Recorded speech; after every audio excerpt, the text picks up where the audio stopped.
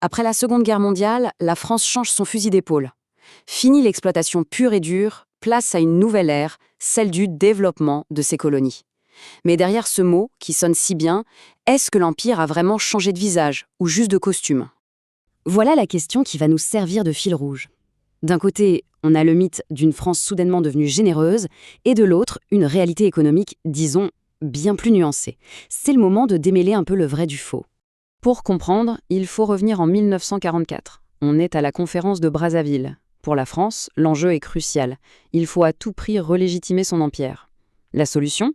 Une nouvelle politique qui va s'articuler autour de l'investissement de l'État et d'un mot qui va devenir un peu magique, le développement. Et là, c'est une vraie rupture, du moins sur le papier. On abandonne le vieux dogme qui disait que les colonies devaient se financer toutes seules. Désormais, la métropole promet d'investir de l'argent. On voit apparaître des mots nouveaux comme planification, loi sociale. Bref, on présente la colonisation sous un jour beaucoup plus moderne et bienveillant. Le tout premier pilier de cette nouvelle stratégie, il est monétaire. En 1945, on crée une nouvelle monnaie pour les colonies africaines, le franc des colonies françaises d'Afrique, plus connu sous le nom de franc CFA. Et là, tout de suite, la question se pose. Est-ce que cette nouvelle monnaie était vraiment un cadeau, un moyen de protéger les économies africaines, ou est-ce que c'était plutôt une sorte de laisse financière pour les garder bien attachés à la France? C'est fascinant parce qu'on a vraiment deux discours qui s'opposent. D'un côté, le discours officiel, celui du ministre des Finances de l'époque, René Plève, qui parle de générosité et de désintéressement. Et de l'autre, des analyses beaucoup plus critiques qui nous disent « Attention, c'est avant tout un outil conçu pour servir les intérêts de la métropole ». Alors, concrètement, comment ça fonctionnait? Il y avait 3 mécanismes clés. D'abord, la surévaluation du franc CFA, qui rendait les produits français très bon marché en Afrique, mais qui, à l'inverse, rendait les produits africains très chers à l'export. Ensuite, la parité fixe, qui liait complètement les colonies au destin du franc français, sans aucune marge de manœuvre. Et enfin, la centralisation des réserves, qui les privait de leur propre devise. Le résultat, c'était une dépendance économique totale. Et cette situation, les principaux intéressés l'avaient bien comprise. Il faut écouter les mots très forts du député sénégalais Lamine Gueye, prononcés dès 1949 à l'Assemblée nationale. Il décrit un système où on les pousse à produire plus, à vendre leurs produits à bas prix et à acheter les produits français plus chers. Et en échange de tout ça, des promesses. Passons maintenant à l'autre grand outil de cette politique, le FIDES. C'est le Fonds d'investissement pour le développement économique et social.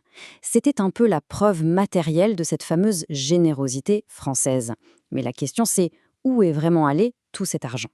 Le chiffre, il faut le dire, est impressionnant. On parle de 599 milliards de francs investis en 10 ans. C'est un chiffre qui va être brandi partout comme la preuve de l'effort monumental de la France. Mais quand on regarde dans le détail, une autre histoire se dessine. Près des 2 tiers de cet argent sont allés dans les infrastructures, les ports, les routes, les chemins de fer. Et pour les dépenses sociales comme la santé ou l'éducation, seulement 18%. Et ce n'était pas un hasard, c'était même écrit noir sur blanc dans le plan de développement. La mission des colonies, c'était de fournir les matières premières. Celle de la métropole, de fournir les produits finis. On retrouve ici, à peine déguisé, le principe du vieux pacte colonial. Et pour vraiment saisir la portée de ces 599 milliards, il faut les comparer à une autre dépense de l'Empire sur la même période. La guerre d'Indochine a coûté plus de 2000 milliards de francs. Le verdict est sans appel. Ce qui ruinait la France, ce n'était pas le développement de ses colonies, c'était les guerres qu'elle menait pour les conserver. Parce que s'il y a eu une vraie rupture, un vrai progrès à cette époque, il n'est pas venu d'un cadeau de la métropole.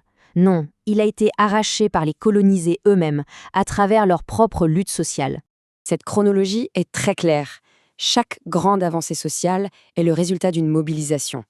La fin du travail forcé, l'obtention d'un code du travail, les allocations familiales, rien de tout ça n'a été donné. Tout a été conquis, souvent après des grèves très dures, comme celle, devenue légendaire, des cheminots du Dakar-Niger. On arrive maintenant à la dernière partie de notre analyse et on va voir un paradoxe assez incroyable. Au milieu des années 50, en France, un nouveau discours commence à prendre de l'ampleur. L'idée que les colonies, finalement, coûtent beaucoup trop cher. C'est un journaliste, Raymond Cartier, qui va donner son nom à ce courant de pensée, le cartiérisme. Son idée, qui va être reprise par une partie du patronat et de la presse, est simple.